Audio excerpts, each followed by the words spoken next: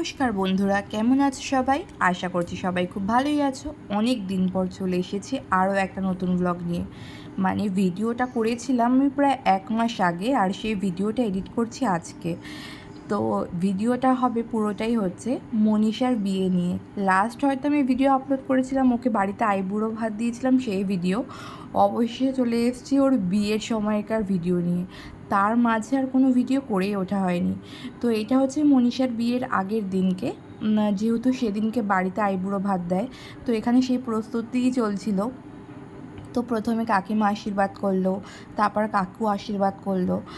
তো অনেক দিন ধরে অপেক্ষা করছিলাম যে কবে এই দিনটা আসবে। আর দেখো মনীষা কত সুন্দর করে শাড়ি ঠাড়ি পরে সেজে এসছে। এমনিতেই ওকে সুন্দর দেখতে, আর এই শাড়ি ঠাড়ি পরে এখন যেন কনের সাজে আরও বেশি ভালো লাগছে। কনের সাজে বলতে কি, বিয়ে তো চলেই এসছে, তো এখন এক কোণে কোণে ভাব তো চলেই এসেছে। তো বেশ ভালো লাগছিল দেখতে। তো ও খাওয়ার আগে না সুপ্রিয়াকে এখানে ডাক দিয়েছিল, ওকে খাইয়ে দিচ্ছিল। তার কারণ হচ্ছে সবাই ওখানে বলছিল যে যাদের বিয়ে হয়নি, যারা আইবুড়ো রয়েছে, তাদেরকে খাইয়ে দিলে তাদের এই বছরেই বিয়ে হয়ে যাবে। তো সুপ্রিয়া তো যেতেই চাইছিল না, ওকে জোর করে ধাক্কা মেরে পাঠানো হয়েছে। আর মনীষা তো এখানে যাদের যাদের বিয়ে হয়নি সবাইকে ডেকে ডেকে খাওয়াচ্ছিল, যাতে তাদেরও আর কি এই বছরই বিয়েটা হয়ে যায়। তো আমি এখানে ছবি তুলছিলাম, তাই জন্য এখানে ওরা পোজ দিচ্ছিল। তো তারপরে আমরা খেতে চলে গেছিলাম। এসে দেখলাম মনীষাকে এখানে মেহেন্দিও পরাতে চলে এসেছে।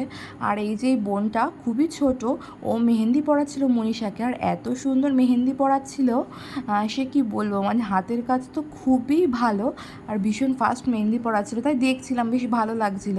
আর মনীষা দেখেছো কত সুন্দর করে সেজেছে। আর তার ফাঁকে আমি সুপ্রিয়াকে বলছিলাম যে আমার ডান হাতটা ফাঁকা আছে, অনেকক্ষণ তো বসে আছি, একটুখানি মেহেন্দি পরিয়ে দেয় ডান হাতে। তো আমাকে সুপ্রিয়া সেটাই করে দিচ্ছিল।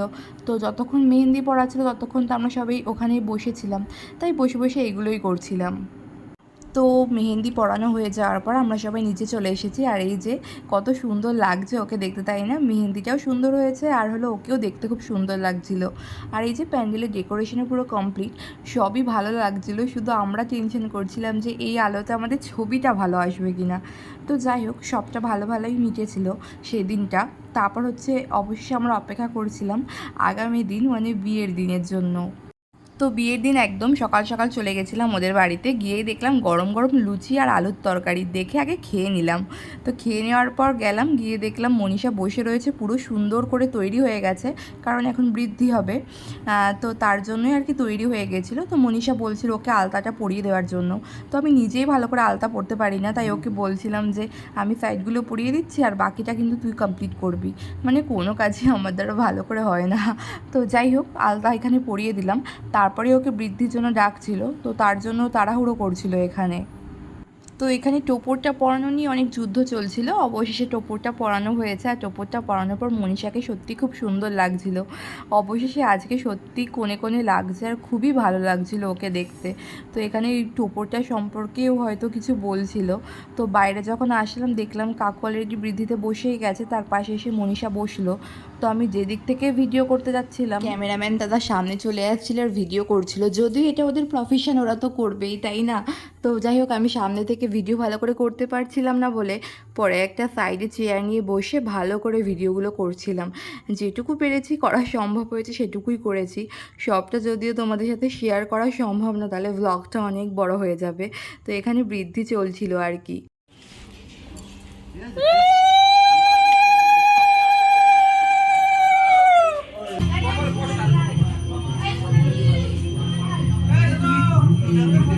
তো বৃদ্ধি সম্পূর্ণ হওয়ার পর আমি বাড়ি চলে এসেছিলাম। এসে আমি রেডি হয়ে গেছি এখানে।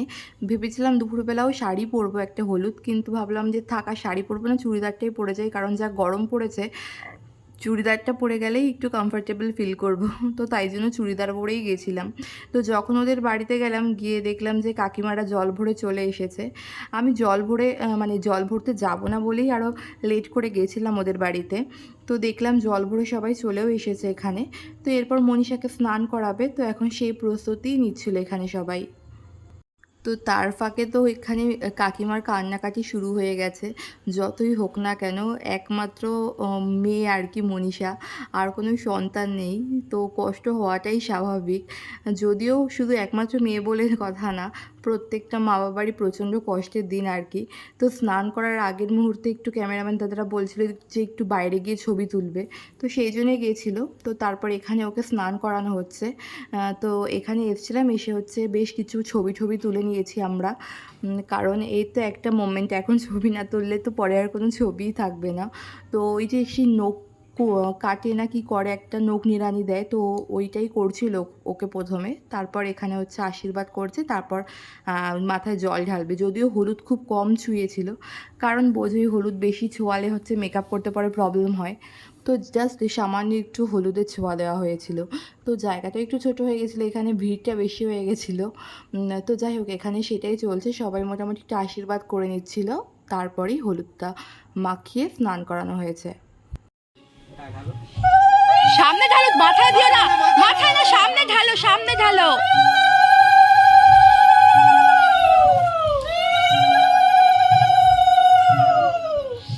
একটু মুখে দাও দেখি, একটুখানি মুখে দাও।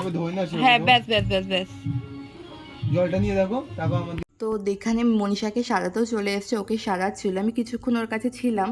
তারপর আমিও বাড়িতে এসে নিজে তৈরি হয়ে নিয়েছিলাম, কারণ পরে আর সময় পেতাম না। যদিও আমি নিজে যখন তৈরি হয়েছি তাড়াহুড়োয়, আর সেই ভিডিওটা করা হয়নি। তো এখান থেকে যখন বেরাচ্ছিলাম মনীষাদের বাড়ি থেকে, তখন অলরেডি 5টা বেজে গেছিলো, আর দেখছিলাম সব লাইটগুলো জ্বালিয়ে দিয়েছে এখানে। তো গেটটাও খুব সুন্দর সাজিয়েছে, বেশ ভালো লাগছিলো। রাতের বেলায় তো আরও বেশি ভালো লাগবে। তো রাত্রিবেলায় এসেছি, অনেকটা দেরিতে এসেছি, সেজেগুজে আস্তে আস্তে অনেকটা লেট হয়ে গেছিলো। তো আসার পর হচ্ছে এখানে কফি আর ফুচকা খেয়ে নিয়েছিলাম, তারপরেই হচ্ছে খেতে চলে গেছিলাম, কারণ অলরেডি 11টা বেজে গেছিলো। তো প্রচুর কিছু ছিল মেনুতে। আর দেখো এখানে খাবার জায়গার যে ডেকোরেশনটা হয়েছে সেটাও খুব সুন্দর হয়েছে। তো আগে পরে আর কোনো ভিডিও করতে পারিনি। ভেবেছিলাম প্রথম দিন থেকে যে ভালো করে ভ্লগ বানাবো, প্রচুর ভিডিও করব, রিলস করব, আলটিমেটলি কোনো কিছুই সম্ভব হয়নি। আর এই যে এখানে প্রচুর রকম খাওয়া দাওয়া ছিল, যদিও সবটা খেতে পারিনি, যেটুকু কমফর্টেবল ফিল করেছি খেতে সেটুকুই খেয়েছি। তবে রান্না বান্না কিন্তু অসম্ভব ভালো হয়েছিল। তো এখানে আমার মুখটা যতটা সাদা লাগছে, আমি কিন্তু অতটাও সাদা করে মেকআপ করিনি।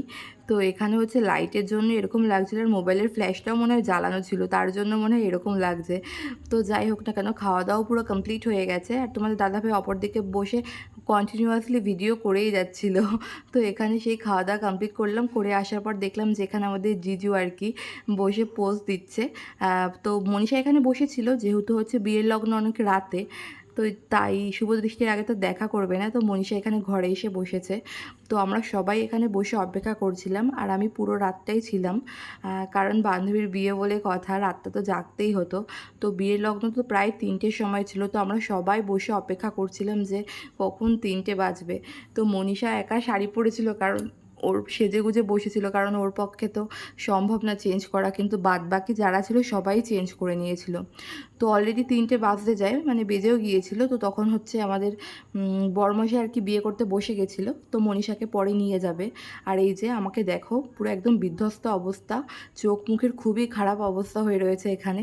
আর এই যে আমাদের জিজু এখানে বিয়েতে বসে গেছে। তো তারপর হচ্ছে বিয়েতে বসার পর জুতোটা খুলে রেখেছিল, আর আমরা আগে থেকে প্ল্যান করে রেখেছিলাম যে জুতোটা লুকাবো, শুধু সেই সুযোগের অপেক্ষায় ছিলাম।